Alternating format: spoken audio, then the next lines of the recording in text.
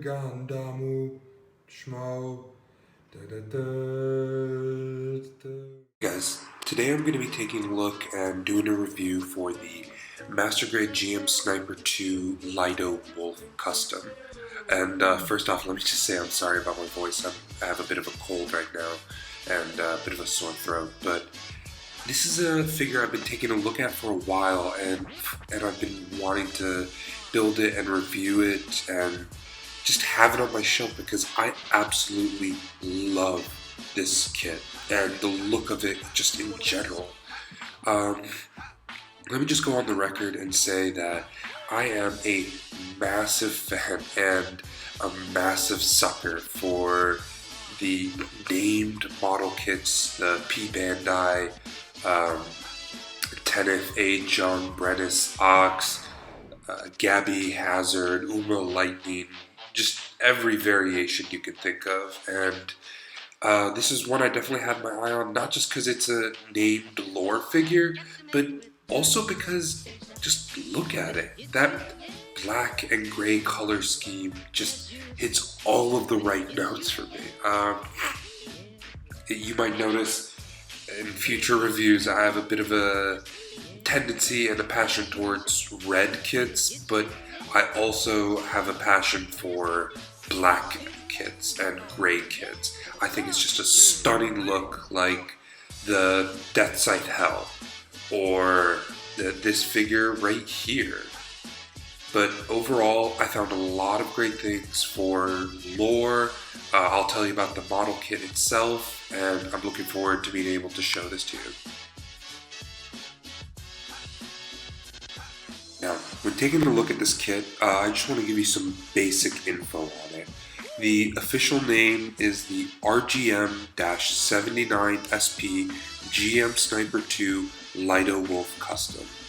It is a 1/100 scale master kit model.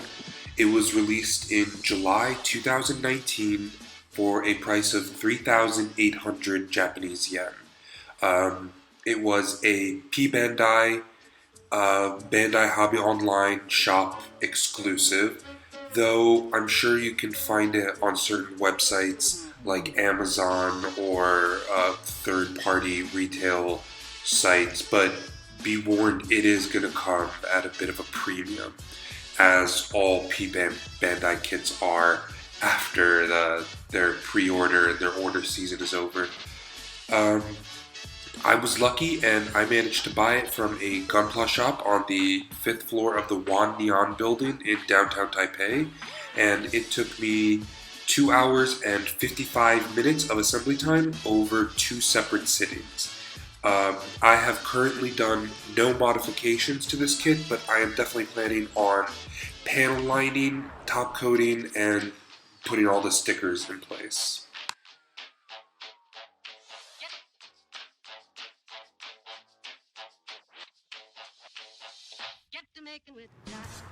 Now, as for the lore of the kit, the actual suit is a variant of the RGM-79-79G GM Sniper model, which made its first appearance in Mobile Suit Gundam 0080 War in the Pocket. The GM Sniper is a high-performance machine capable of using specialized weaponry and maximum capacity for ultra-long-range engagements. It was the last and most developed of the Federation's line of GM Sniper mobile suits during the One-Year War. Only very few GM Sniper 2 suits were manufactured due to it being developed late in the war. Production costs were also undeniably higher than standard mass-produced machines, and apart from a few prototypes built for test purposes, the suit did not have any follow-up models. Now, as for the lore behind the pilot is Lydo Wolf, also known as the Dancing Black Death. He appeared in Gundam Legacy. His rank was Major. He was an Earth Federation mobile suit pilot during the One-Year War. He was very highly skilled. His aircrafts were usually painted in his personal colors, which is black, and was feared by Zeon forces as the Dancing Black Death, as I already mentioned. Lydo Wolf was shot down and killed during the Battle of Baoku on December 31st, 0079 of the Universal Century. And one interesting fact about Lydo Wolf, Wolf was credited with 68 enemy mobile suits shot down, 4 ships destroyed, and ended the 1-year war as the 3rd highest ranking Federation ace behind only Amuro Ray and Teneth A. Young, which is a very impressive feat. Now, the kits I would best pair this with, I went back and forth. He's not exactly an easy suit or an easy character to pair with because, like a lot of the others, even though I'm a sucker for them because of their unique looks, it's not the easiest to find lore on them or to be able to find anything thematic or to be able to find anything really to create a story or a narrative because, like a lot of the others, Gabby Hazard, who I keep bringing up, there's not a lot of lore about these out there. But I came up with 2 ideas. The first one, I would pair him with the RX-78-2, and I would also pair him with the Teneth A. Young GM Sniper Custom. The reason why I kind of chose this is because I figured you could make a top 3 pilots of it's our ace pilots for the Earth Federation. They're in the 1-year war.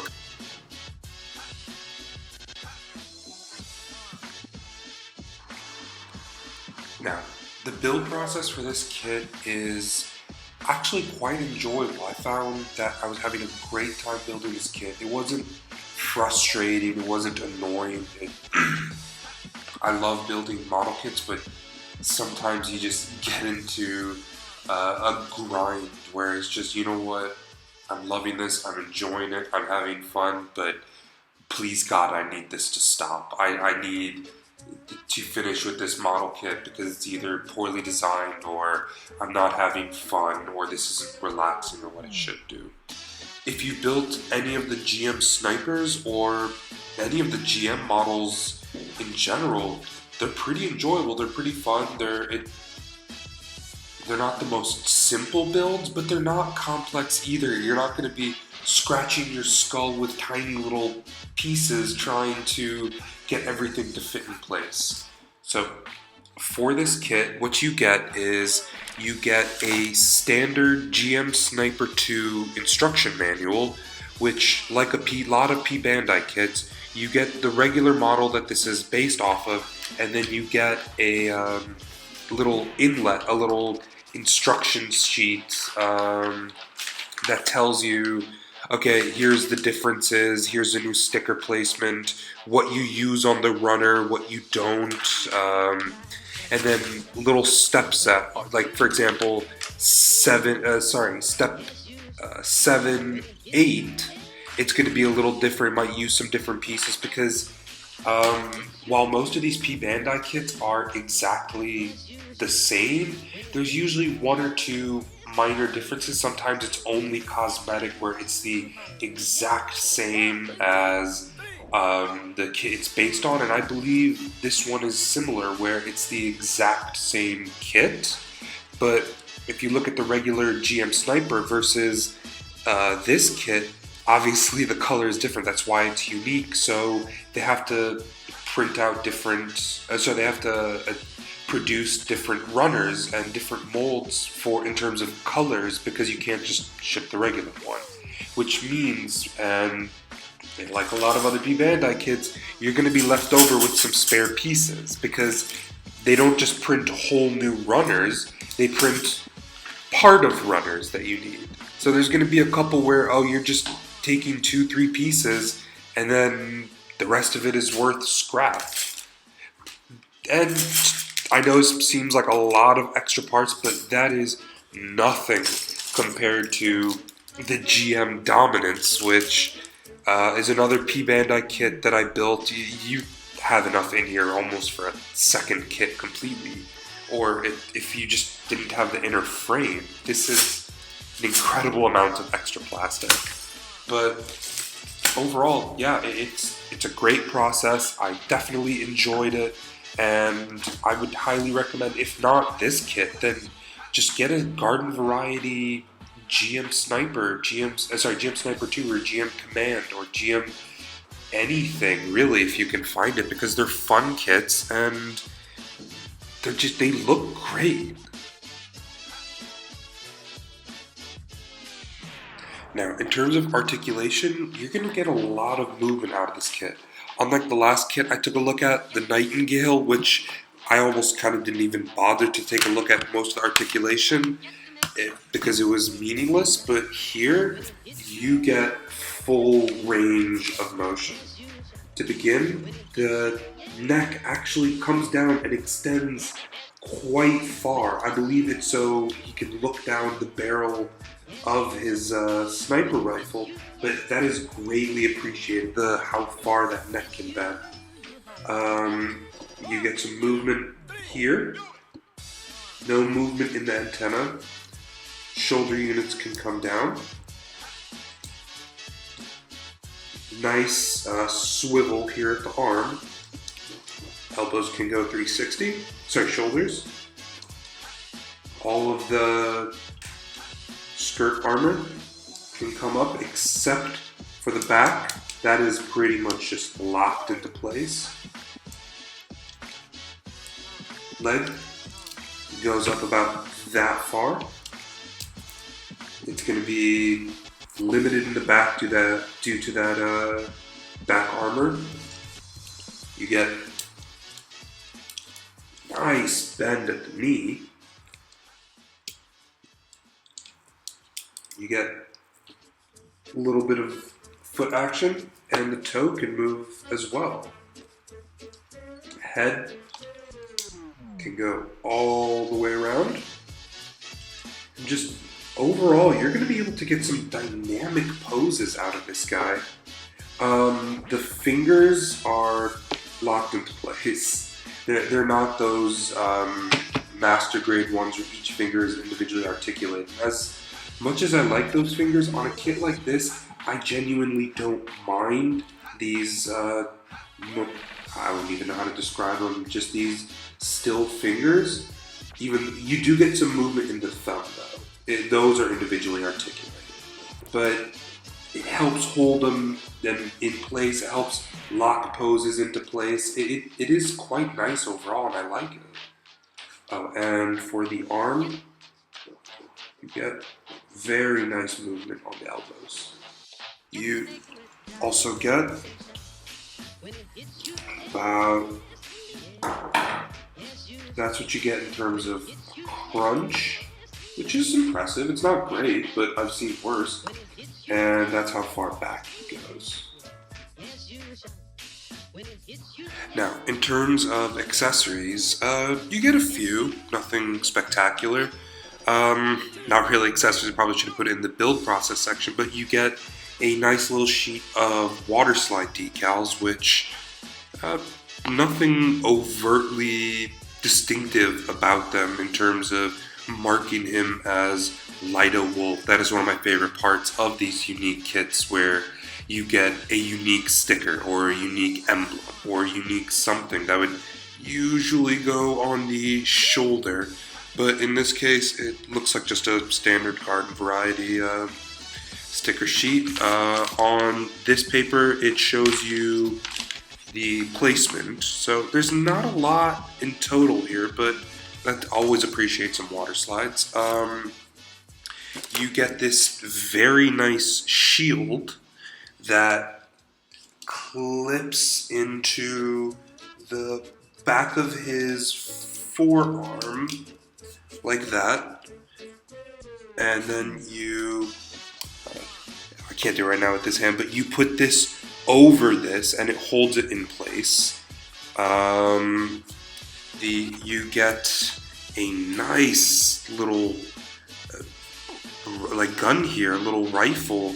I really like the look of it, and if this wasn't a GM sniper, we'll get to that in a second, I would definitely be posing him with it because I think it looks awesome.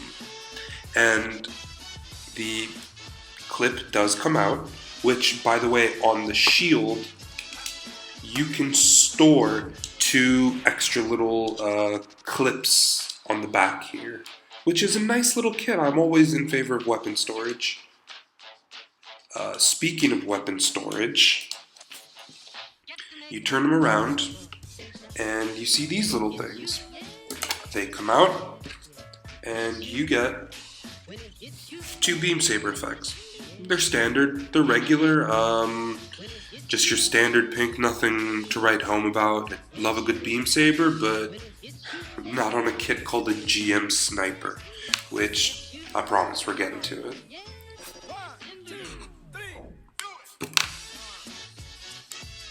And then you can just put it back on the kit. Now, let's get to the main show and the main attraction. Here is your sniper. Yes, this is an awesome looking gun. I absolutely love it. I love that you can put it on the ground and have the little balance here. As far as I know, this is the exact same one from the standard GM Sniper kit. Not even a color difference. There's absolutely nothing different about it. But you know what? I don't care. I love this. I love this sniper, and it makes him look so cool. And I love the little head motion they give you. And when you pose him, he's gonna look badass. Overall, like I said, the accessories are cool. They're nothing special, but they are really cool. I love this shield with the shape and the little weapon storage. I love the gun. I love this gun. Overall, it's a great kit. And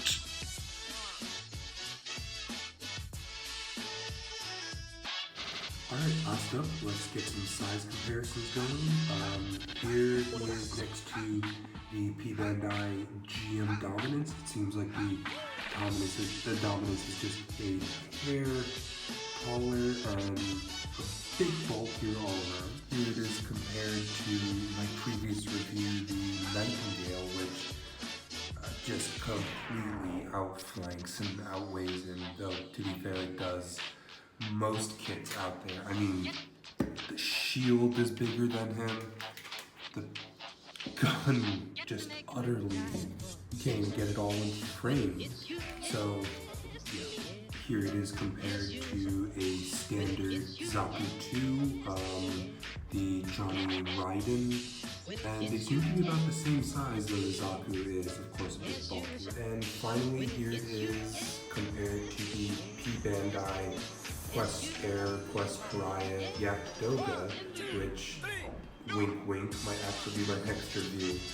Though, to be fair, for this size comparison, we should really consider those fitting funnels. Though it is fun to just see them next to each other.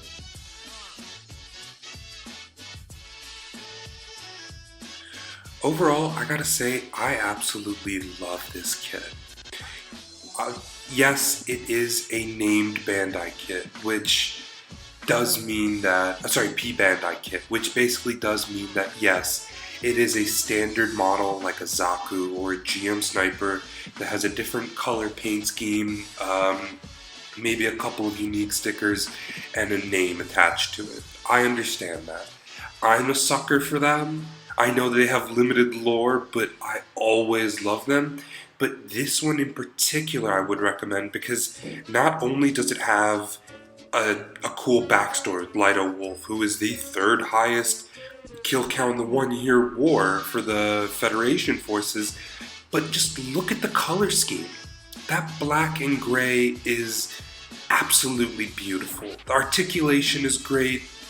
The accessories are cool. This is gonna look great on your shelf. Now, if you can only find the GM Sniper 2 standard release, get it. This isn't essential. I'm not gonna say it's an essential kit, but it's definitely one, if you find it cheap in a shop or if you can find it for a good price, I would highly, highly recommend. Now, that being said, I want to thank you all for watching, and I will see you next time.